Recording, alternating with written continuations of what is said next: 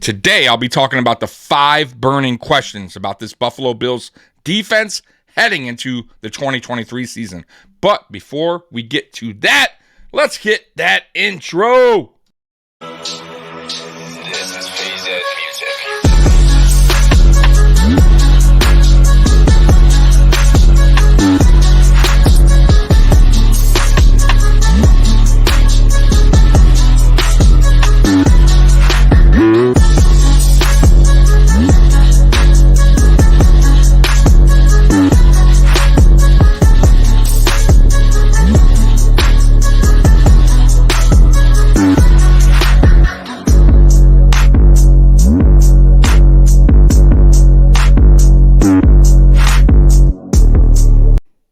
Welcome to the Mafia Sports Report. I am Tommy. Please like, subscribe, hit that notification bell because I always forget to tell you.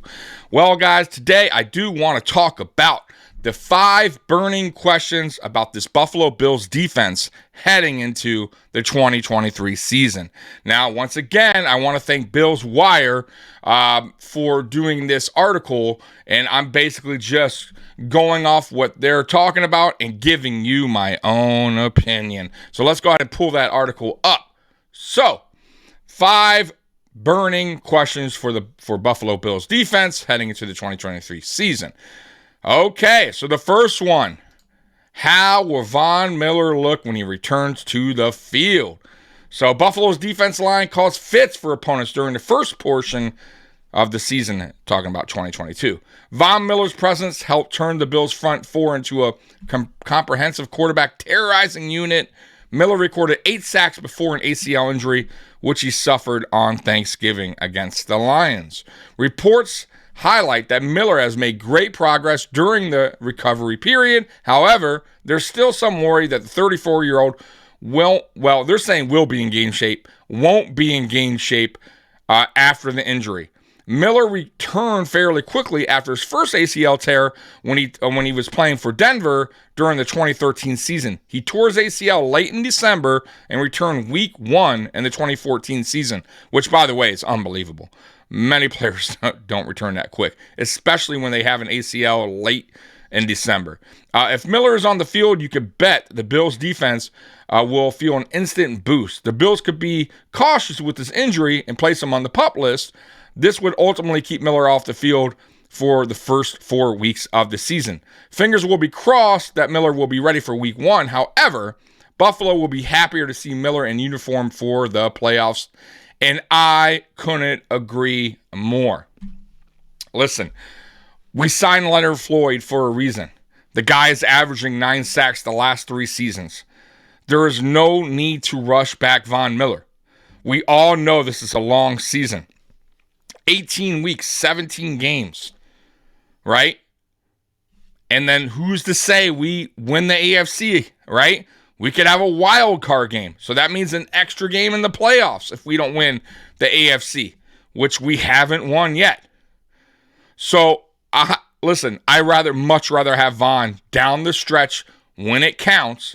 Because as you guys know, Buffalo, the way the regular season goes with the Bills, we always start off good, no problems. Somewhere in the middle of the season, we start to have a couple issues that we correct. And then we kind of get hot down the stretch and head into the playoffs. Last year was the same kind of deal. We finished 13-3. We had that little middle stretch where we lost 2 in a row. Von winded up getting hurt Thanksgiving. And, the rest is history. The Bills' defense suffered. And you saw it in the playoffs, especially when Daquan Jones went out, by the way, on that defensive line, which we'll get to later. But getting after the quarterback was not happening once Von went out. I thought, that was a good opportunity for Rousseau to step up, though he did have a good season with 8 sacks. It just wasn't the same. Nobody on the other side could step up. AJ Epinesa, 6.5 sacks. He did okay for this season. Once again, a player that has just underwhelmed for this Buffalo Bills defense. I expected better from AJ Epinesa. Though he did have his best season as a Bills player, but I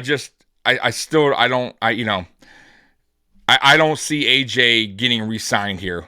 Then you got Boogie Basham, who, once again, second round pick. We picked back-to-back edge, Rousseau, then Basham, and Basham just, once again, a player that just has underperformed.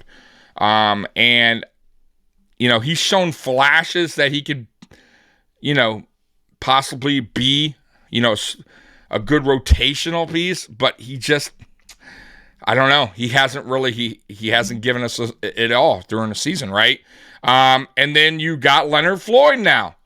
Leonard Floyd is the pickup. That's the guy, right? That's the guy that we were missing last season to fill in that void when Von went out. Now we have it. And by the way, we also have Shaq Lawson, which I love Shaq Lawson, but Shaq Lawson is not even, no offense to Shaq Lawson, but he's not on the same level as a Leonard Floyd and a Von Miller. He's just not. He's a good player, but he's not either one of those guys. So the fact that we signed Leonard Floyd, which was a huge signing, which I think a lot of people are sleeping on, we can now I think take a we could breathe in and say sigh of relief, right? And say, okay, if Von's not back, we're cool, right? And I listen, at this point, I'd much rather have Von sit out 4 weeks. I'll be honest with you guys. Sit out, relax, get 100%. There's no need to rush back. And boom, come back week 5 and go with it, right? And bring it, right? Because you got to remember, he's not going to have any practices, no training camp, no nothing, right? Right now, he's doing very light work.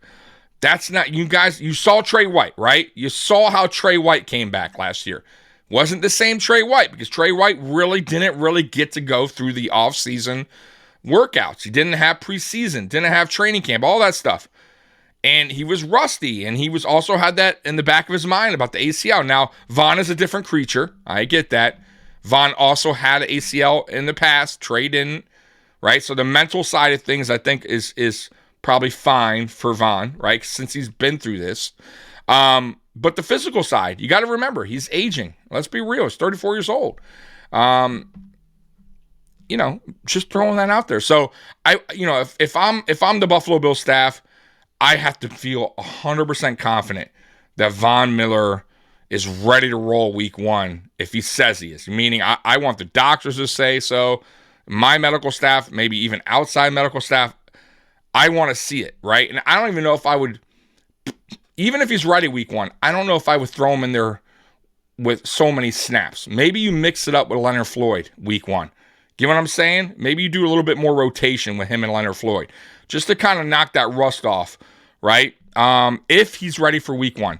But once again, man, there's no rush, in my opinion, to bring Von Miller back week 1 now that you got Leonard Floyd.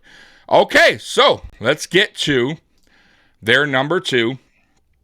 Their number 2 question, which will be, who will stand out on the defensive line? It's a good question. Okay. So the Bills have made no secret that they want to win in the trenches on defense, which, by the way, we have not yet since under this McDermott era. And he's tried, and I get it. They went out, they drafted players, they signed expensive free agents. It did not work so far. Last year got a little better, but still wasn't where they wanted to be. They readily rotate players, which is true, to keep players fresh. Buffalo's goal is to send waves of players to dominate at the point of attack. The Bills have several players who are vying for the depth roster spot. On the edge, Buffalo has Miller, which we know. They got Floyd. They got Rousseau. They got Epinesa. They got Boogie. And they got Shaq, which I talked about earlier. Buffalo will not roster 6 edge rushers, which is true. Somebody's got to go. And I think, listen, right now, I think it's either AJ or Boogie, and I don't think that's a cut. I think Brandon Beane could potentially get something back for one of those players. He's good at that. So the depth players will need to stand out to make a roster spot. All of the players have made contributions at the NFL level. So it will be a challenging process to make cuts among this group, which is true. On the interior, there will be a roster squeeze as well. The interior on the line was significantly stronger with Daquan Jones, very true, when healthy, which, by the way, he was healthy. He just got hurt for the last game, which really hurt. So his spot is safe. 100% safe. And I would hope they give him an extension, guys. Buffalo re-signed Ed Oliver to a multi-year extension, so he's definitely on the field. Correct. Beyond this duo, things could get interesting. Tim Settle, Jordan Phillips, and Poona Ford will vie for the final spots among the defensive line. Okay, so let's get to that. I think Tim Settle and Jordan Phillips are the guys that are going to be fighting for that spot. I think Poona Ford is definitely going to earn that spot on the rotation. Ed Oliver, obviously, right? And Daquan Jones, yes, he was very good for the Bills last season. Like I said, I think they should somehow figure a way to extend him at least another year or two. Just keep him in Buffalo because he's a very good player for the Buffalo Bills defense. Ed Oliver, obviously locked up, like I said. And now you got an aging Jordan Phillips, who, by the way, love Jordan Phillips. Man crush on Jordan Phillips. That dude, when he's healthy, he brings it. He has the energy. Love it. I told you guys on the last video I did, him and Poona Ford are a lot alike. They both bring it. They both got that juice. They got that high energy, right? They're electric. They get the crowd going and get into it.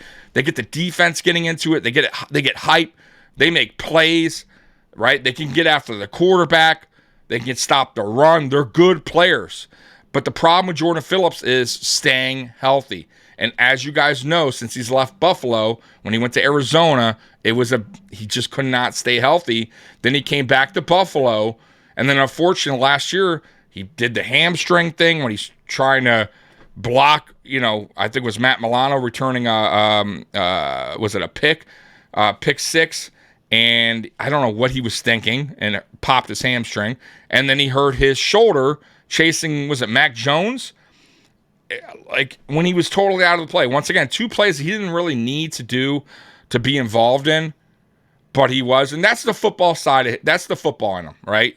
Like he's just trying to make a play, and that's what makes Jordan Phillips awesome. But it's like he also has to understand, man, you're 340 pounds, whatever, however big you are not going to fly down the field and make blocks. Like the play is way past you, bud. You know what I mean? Sometimes you got to let it go, man. And but let's see what happens this offseason, this training camp, this preseason. Can he stay healthy? Can he beat out Tim Settle? Tim Settle also was shaky last year. I got to admit, I was excited when we signed him. I liked the guy, but he underperformed last year for the Buffalo Bills, in my opinion. I want to see more out of Tim Settle. You know what I mean? So somebody there is going to get cut. It's going to be Phillips, Settle. Phillips or Settle. That's who I'm going with on that. I think Poona Ford's safe. Obviously Ed Oliver and obviously Daquan Jones. But yeah, the rest there, Settle. It's going to be between, in my opinion, Settle and Phillips. The rest are safe. So let's get to the next burning question on this Buffalo Bills defense. Who is starting next to Matt Milano? That's a good question. Who is starting next to Matt Milano? Right now, the Buffalo Bills are saying it's up in the air, right? It's going to be earned. So Tremaine Edmonds left for Chicago. We all know that. Got a very good contract, leaving a massive gap in Buffalo's defense. This open spot in the middle, this open spot is probably the biggest question among the entire roster. More intriguing. It seems Buffalo's coaching staff is willing to have an open competition, which is true, to fill the spot. Interesting enough, it does not seem that any of the possible replacements have a lead in who will win the job, which is true. The Bills have Tyrell Dotson, who originally I was hearing he was going to be the start. Like he was right now, he was the number one, person to take over that spot. Like if there was an order, whatever, pecking order, Dotson would be the guy right now. If week 1 started, supposedly he would be the middle linebacker. Then you got Terrell Bernard, which is the pick from last year, which I don't understand the pick. AJ Klein, who is a Sean McDermott player, you guys know that. Balin Spector, who showed flashes in preseason last year. Love the energy, but once again, is he a starting linebacker in the NFL? I don't know. Who will battle for the spot on the roster? In addition, the Buffalo Bills drafted Dorian Williams, who is intriguing, I have to admit. At first, I did not like the pick, But after seeing his film, seeing the tape, knowing how Sean McDermott likes to run his defense, which is an aggressive style defense, he could use Dorian Williams more as a linebacker who blitzes more than what you saw with Edmonds. So it's very possible that he wants to go smaller to get quicker, to have faster linebackers, to bring a little bit more pressure. And maybe that's why they drafted Dorian Williams. And maybe Bernard might wind up being just a special teams player for the Buffalo Bills throughout his career. I'm just throwing that out there. So he might wind up being a bad pick, but he could wind up being a good pick if he's a good special team player. You know what I mean? As far as A.J. Klein goes, I really hope he's not our starting linebacker. I mean, I like the guy, but he's very limited. And Balen Spector's so I got to see more. But anyways, let me continue. This will be a true training camp positional battle, as all the candidates lack experience Edmonds spot. That's true. Except for, I would say, Klein. Klein has experience, but like I said, he's limited. Buffalo could also use a rotation of players depending on their opponent. For now, we'll examine how the players make it through training camp. So listen, man. It was one thing they really needed to address once Edmonds left. They didn't do it in the draft initially. I didn't like the Dorian Williams pick, but like I said, once again, going back, watching the film, understanding what McDermott is going to try to do for the Buffalo Bills defense, as far as he's a little bit more aggressive. That's how he was in Carolina, right? That's how he was in Philly. So it's going to be maybe a little bit different style of defense than what you saw under Frazier. And I think McDermott likes the smaller type of linebacker that can get to the quarterback a little bit easier than a bigger, heavier set linebacker. Even though Edmonds, I just think wasn't used right. I think Edmonds could have got to the quarterback a lot more. I just think under Frazier, I think Frazier really didn't use Edmonds the right way. I got to be honest with you guys. I'm very interested to see how they use him in Chicago, because I think Edmonds can be a 10-plus sack player. I do. I think it's almost like I felt like Edmonds was put on a leash for the Buffalo Bills defense, and it wasn't his fault. It really wasn't his fault, guys. Like, he could have done so much more.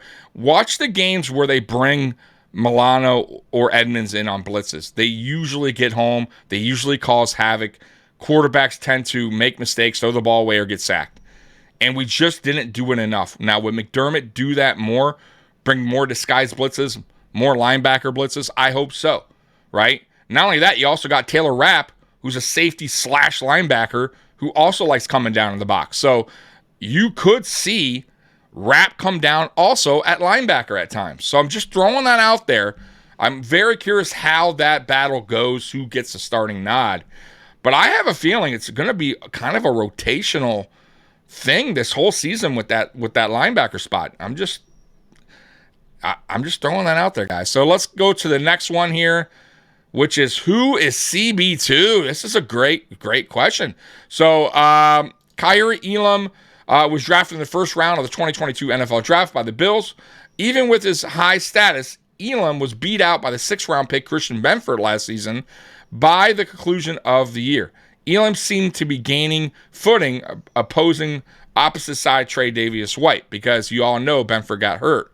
But I got to say, Elam and Benford kind of got hurt down the stretch. They both were a little banged up. Elam should have the inside track entering this training camp. However, another substandard camp could open the door for other players. In addition to Benford, the Bills have Dane Jackson and the recently signed Cameron Dantzler to compete for the reps. The Bills will most likely roster Teron Johnson, Saran Neal as nickel corners, which obviously Teron's probably the best, nickel corner in the league. So there will be a limited number of dedicated corner spots, either at the boundary or in the inside slot of the roster. Very true. So listen, man, Dane Jackson, I'll give him love. What was 7th-round pick, I believe. Just like Levi Wallace, undrafted, came in, earned the spot. But we've had a problem here since we've had Trey White. We have not had a quality CB2. We went out and got Kyer Elam in the draft last year. I was super excited. Dude is physical at the line.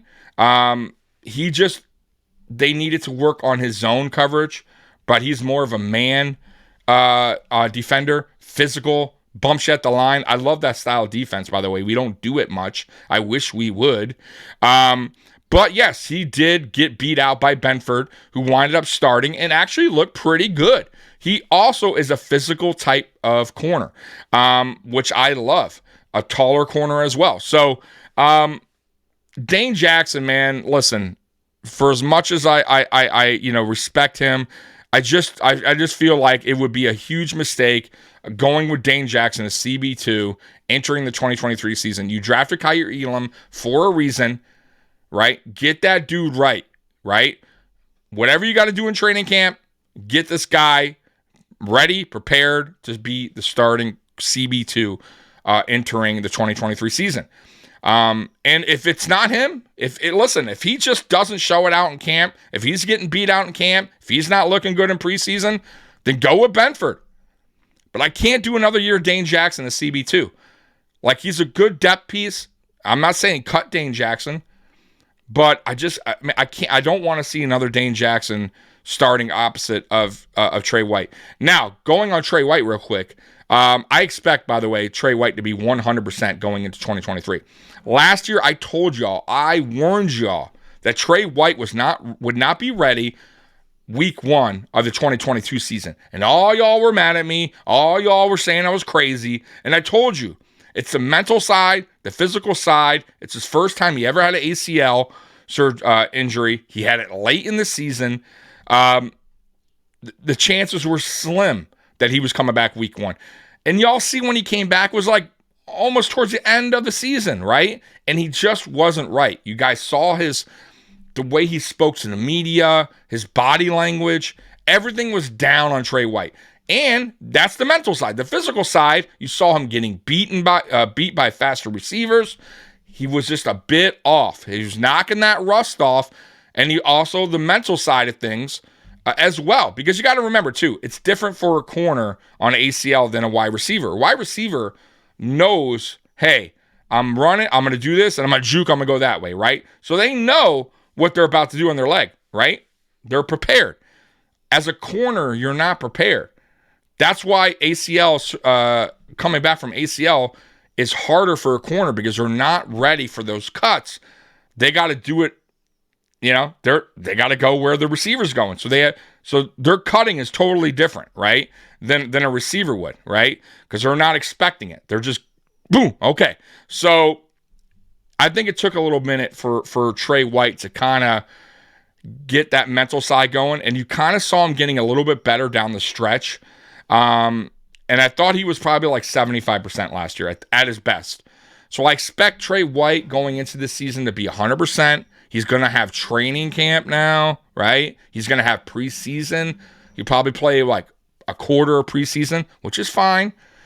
And I think he'll be ready to roll week 1. Now, will he be the same Trey White, what we remember? Probably not. He's going to be a little bit off, just like any player, but he'll be a lot better than a lot of corners out there in the NFL. So, listen, even a 90% Trey White, right, of what he was, is better than a ton of corners in the NFL.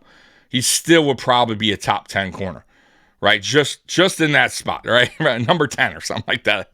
But no, having him back is huge coming back this season, man. So that is it for the burning questions on defense. And I'm going to throw one more in there. Sean McDermott. That is a burning question. Why was that not on this article? And I get it. It's probably because they're talking about the players. But to me, that's maybe one of the biggest burning questions, is how will Sean McDermott do as a head coach and defensive play caller this year? First time doing both. As you guys know, listen, McDermott's had his struggles at times as a head coach in the playoffs. He's gotten out coached many times. Listen, and this is not, I'm not dogging Sean McDermott. Sean McDermott's done a wonderful job here, but I kind of still feel like he's still growing as a head coach. But guess what? Now he's a defensive coordinator. He has to do both. So I'm hoping that doesn't interfere with his head coaching. Get what I'm saying?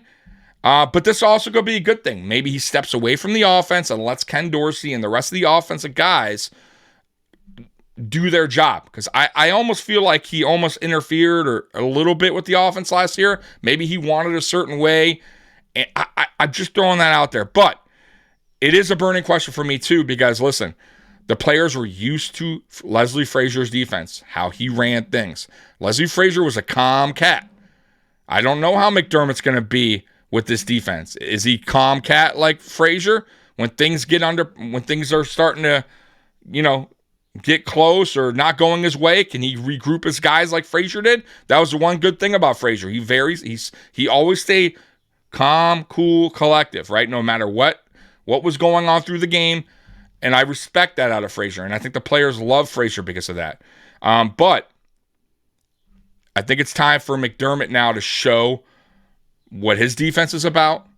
And listen, if this defense underperforms under Sean McDermott, I don't care about his extension or not. There's going to be a lot of talk in the offseason, right? And then there's also going to be talk about, okay, what do we do moving forward? Now we need to go get a defensive coordinator. You get what I'm saying? So that's a big question mark as well. How will Sean McDermott be able to handle both head coaching and defensive calling? And can his defense, will this defense be a big change under Sean McDermott than it was with Frazier? And will the players adapt? That's that. You got to throw that in there as well. So anyways, guys, I want to know your comments. So comment below and let me know what you guys feel. Anyways, guys, Bills Mafia, I love you. And as always, go Bills. I'm out of here. Peace.